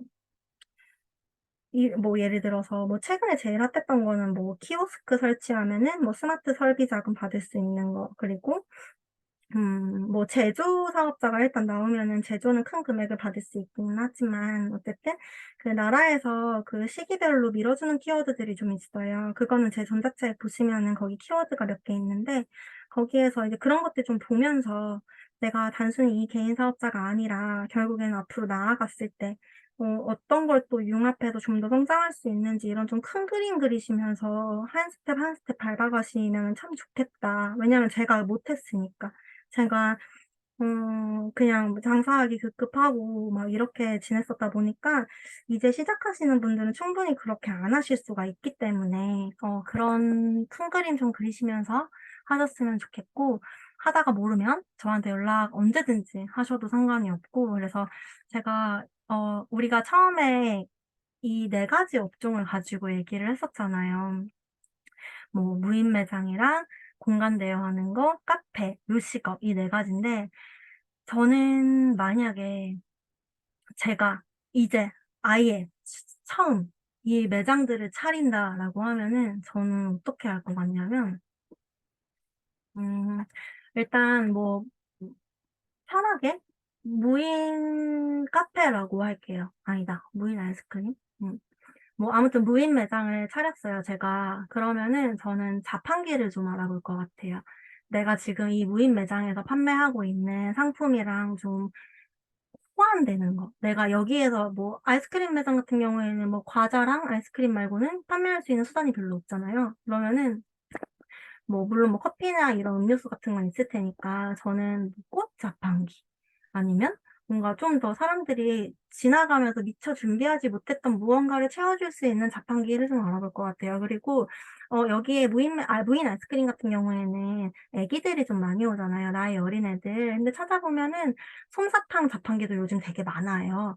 근데 보통 자판기를 어딘가에 설치하려고 하면은 좋은 자리에 들어가야 되고 뭔가 제약이 되게 많은데 나는 이미 무인 매장을 차렸고 공간이 있으니까 그냥 이런 솜사탕 자판기 같은 거 설치하고 그리고 이런 자판기를 설치한 거를 토대로 스마트 상점도 정부 지원 소진공에다가 지원해 볼 것 같아요.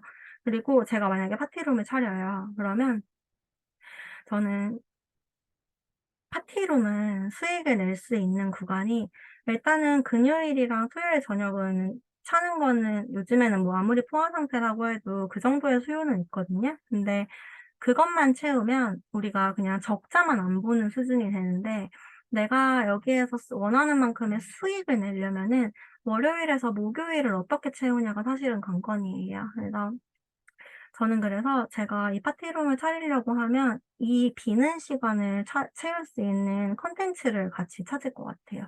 근데 그 콘텐츠가 보통은 내가 여기서 원데이 클래스를 하거나 내 강의를 하거나 뭐 물론 그런 것도 좋겠지만 이왕이면 돈 받으면서 하면 좋잖아요. 근데 저는 자기 공간이 없는 1인 강사가 되게 많아요. 그래서 그런 1인 강사들을 컨택해서 여기를 보통의 가격보다 좀 저렴하게 주면서 월계약을 할 것 같아요. 그리고 뭔가 공간이 있어야지 되는 사람들, 그런 사람들을 좀 찾아서 그 사람들이랑 주기적인 계약을 할 것 같고 그리고 주변의 교회 그리고 공공기관, 행사해야 되는 곳들 찾아가서 "여기 좀 더 저렴하게 대관해 주겠다." 그리고 그런 것들을 또 내 콘텐츠로 쓰면서 나중에는 결국엔 그런 데랑의 협업을 통해서 나 또 여기 뭐 소외된 이웃이나 아니면은 뭐 누군가 이런 또 정부 지원에 적합한 키워드 찾아 가지고 이걸로 또 정부 지원 사업 지원해 볼 것 같고요. 그리고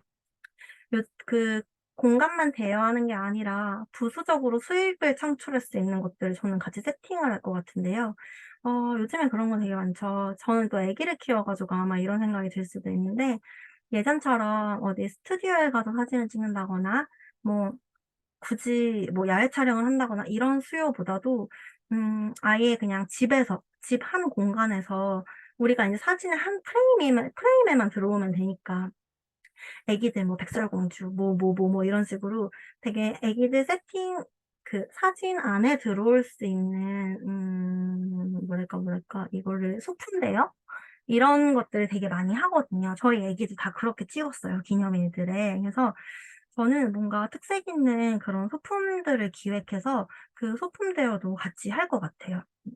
그리고 뭐 풍선이랑 이런 것들은 제가 재고를 떠 안아야 되고 그때그때 사야 되니까 그런 거는 좀 차치하고 저는 그 고객들이 여기에서 예쁜 사진을 많이 찍고 그리고 뭔가 좋은 기억을 가지고 갈 수 있고 그리고 그런 사진 예쁘게 찍으면 리뷰도 잘 올라오니까 그런 인테리어에 힘쓰기보다는 주기적으로 쉽게 바꿀 수 있고 그리고 고객들이 돈을 주고 기꺼이 대여할 수 있는 그런 소품에 좀 힘을 쓸 것 같고요. 그리고 카페는 뭐 아까 말씀드렸듯이 그냥 뭐 내가 직판 내서 온라인으로도 판매해 보고 그리고 배달은 뭐 무조건인 것 같고요. 그리고 주방을 절대 좁게 하지 않을 것 같아요. 카페 하면은 주방 넓게. 내가 홀 손님보다도 사실은 우리는 고부가가치를 창출하는 게 맞잖아요. 그래서 장사를 하다 보면 내가 뭔가 들이는 시간과 노동 대비 리턴이 많지 않은 것 같아서 후회하시는 분들이 되게 많은데 카페는 그걸 완벽하게 상쇄할 수 있는 게 사실은 클래스예요. 우리가 클래스 알아보면은 정말 비싸요. 그런데도 사람들이 아직도 정말 기꺼이 비용을 지불하면서 하고 있고 그리고 내가 뭐 멋들어지게 인스타 홍보를 한다거나 아니면은 스마트 스토어에다가 뭐 멋들어지게 고가로 올릴 수 없다고 하면은 숨고라는 플랫폼에서 일단 저가로 한번 연습해 보시는 거예요. 그냥 커피 배우려고 하는 사람 생각보다 진짜 많고 그냥 창업하기 전에 경험해 보고 싶어 하는 시장도 정말 많거든요. 그래서 거기 숨고에다가 내가 전문가로 등록하는데 돈 안 들어요. 그래서 그렇게 해서 내가 이 카페에서 최대한의 수익을 창출할 수 있도록 저는 세팅을 할 것 같고, 그리고 내가 요식업을 한다고 하면 저는 무조건 내가 만약에 뭐 간식이다. 뭐 이건 너무 당연한 일이지만 내 주력 상품을 같이 커버할 수 있는 구색을 많이 갖춰 놓을 것 같아요. 그리고 뭐 홀손님들이 빈번하게 왔다 갔다 하는 곳이라면 저는 아까 처음에 말씀드렸던 것처럼 자판기 설치도 고려를 해볼 것 같고, 그리고 내가 만약에 음식점이라고 하면은 정말 간단하게라도 이 사람들이 나중에 나가면서 디저트 삼아 먹을 수 있는 것들을 비치해 놓을 것 같아요. 근데 뭐 예를 들어서 그 스무디 있잖아요. 카페에서 판매하는 스무디가 보통 뭐 5-6천 원 정도 하죠. 근데 그거 그냥 블렌더기 하나 있으면은 우리 그 5-6천 원짜리 요거트 스무디 만들 수 있거든요. 근데 거기에 들어가는 재료는 플레인 요거트 스무디라고 하면은 요거트 파우더랑 음료랑 얼음이 끝이에요. 그래서 그런 것들을 차라리 월등히 저렴한 가격에, 왜냐하면 원가가 너무 좋아서. 그래서 그런 것들을 제공하면서 작게라도 계속해서 추가 매출을 일으킬 수 있는 곳으로 만들어 가지고 그렇게 영업해 나갈 것 같거든요.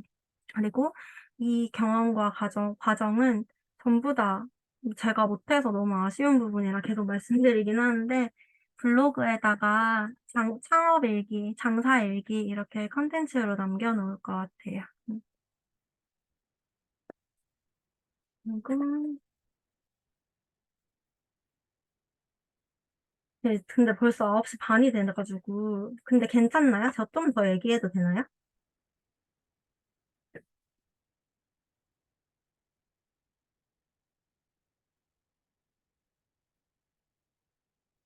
그 우리가 나중에 사업 계획서도 좀 써야 되잖아요. 뭐 물론 엄청 멋있는 사업 계획서는 아니더라도 살면서 뭐 신용보증재단에 사업 계획서를 제출할 때도 그렇고 되게 많은, 어쩌면은 항상 인제 제안을 해야 되니까, 그래서 누군가한테 내 사업을 설명할 수 있는 기회가 생겼다라는 거는 우리가 사업이 성장했다라는 반증이기도 하니까. 근데 저는 내 사업 계획서를 쓸 때는 이거 4 개를 꼭 생각을 같이 하셨으면은 좋겠어요.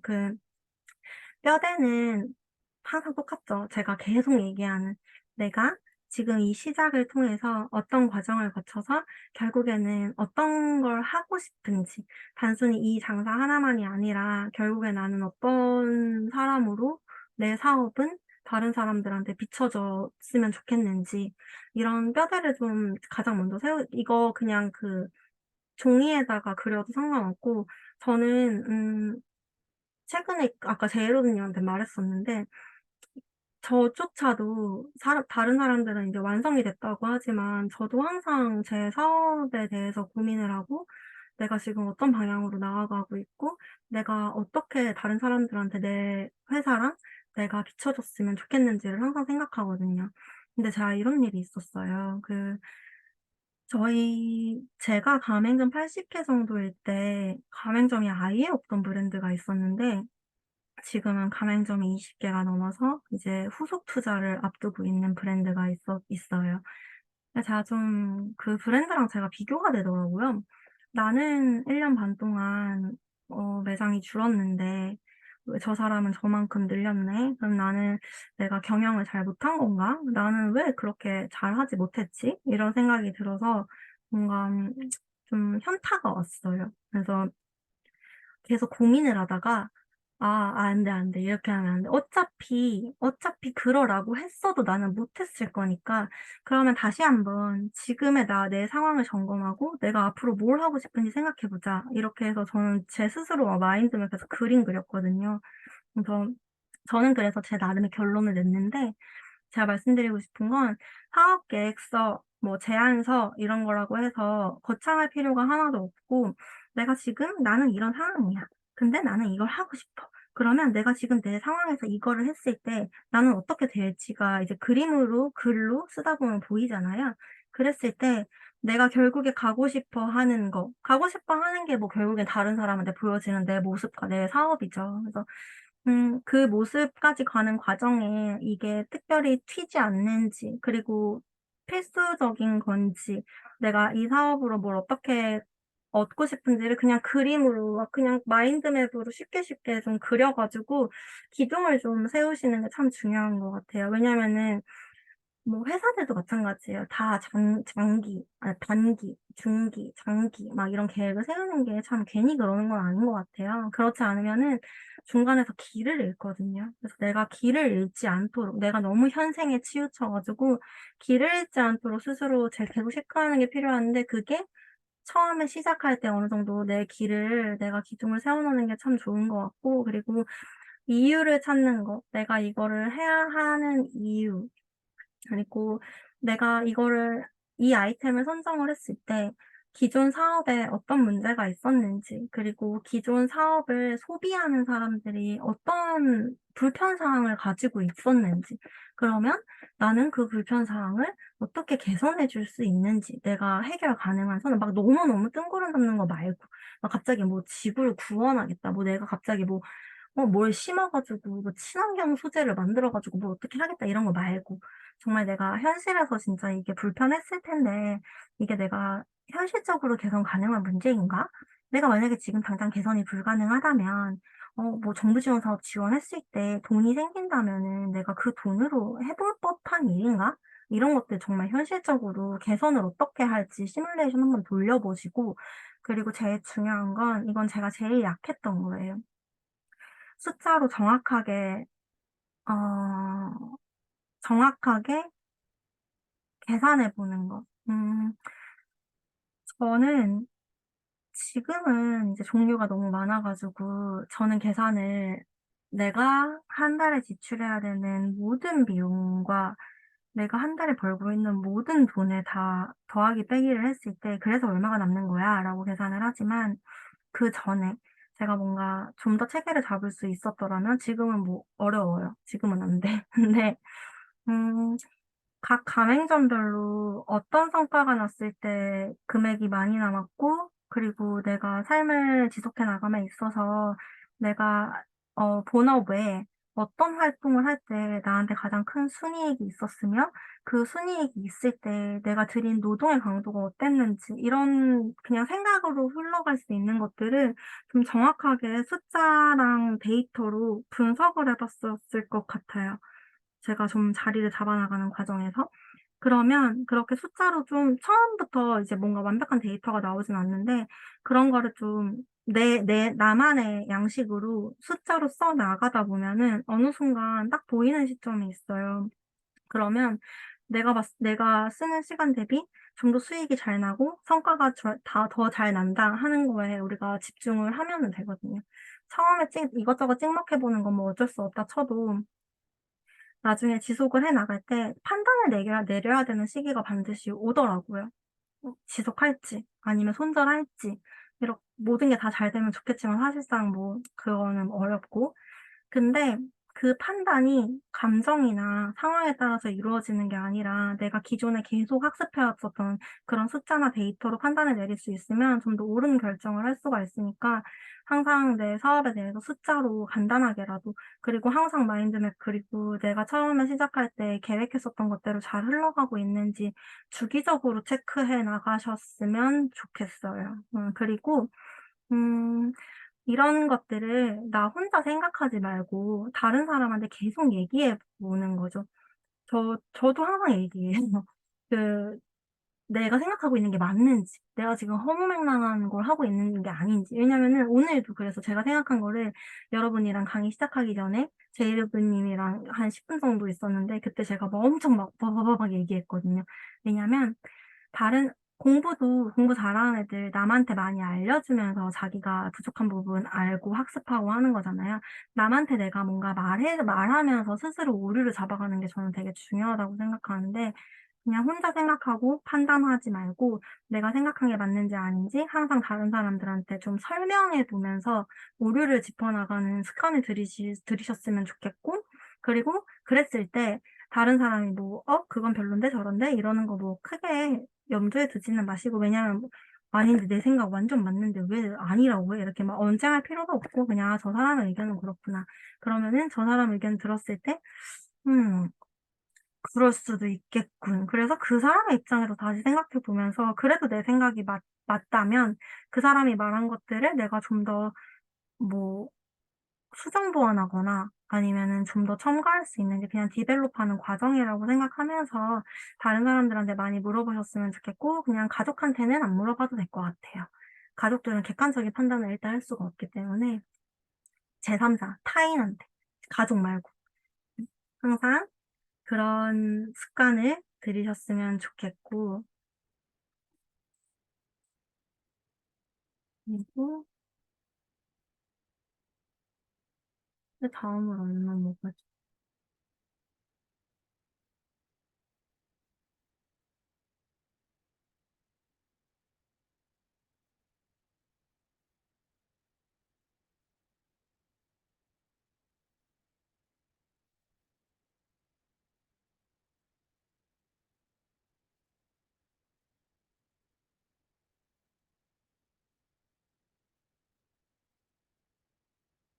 이상하네? 잠깐만요.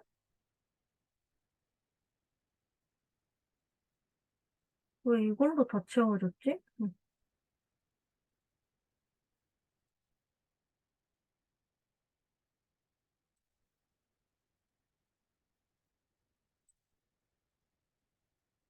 제 페이지가 이게 아닌데, 아까 버튼이 잘못 눌려가지고 다른 페이지들이 추가됐나 봐요. 그, 잠깐만요.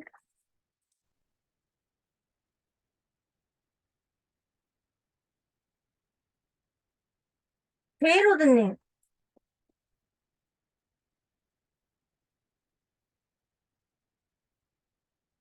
무서워.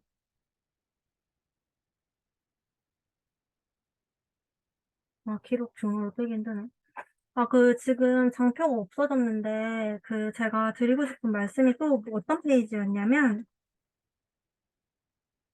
우리가 지금 뭔가 내가 창업을 해야겠다, 부업을 해야겠다, 뭐, 뭔가를 차려야겠다라고 생각이 들고 실행에 옮기려고 하는 것 자체가 뭔가 내 문제를 해결해 나가는 과정이잖아요. 제가 되게 항상 좋아하는 말이 모든 비즈니스는 문제 해결이다라고 말씀을 많이 드리고, 그리고 스토리텔링을 저는 되게 중요하게 생각해요. 뭔가 우리가 이제 스토리를 가지고 사업을 해 나가는 것이 결국에는 내가 뭐 어떤 지식 창업으로 전환을 하든 아니면은 뭐 정부 지원 사업에 지원을 하든 결국에 스토리가 있어야 다른 사람보다 같은 조건이라면은 좀 더 어필을 많이 할 수가 있는데, 음, 스토리텔링을 할 때, 내 고객이 가지고 있는 문제를 내가 해결을 해줄 때에, 그 사람의 문제를 해결하는 비즈니스를 내가 지금 하고 있다는 가정하에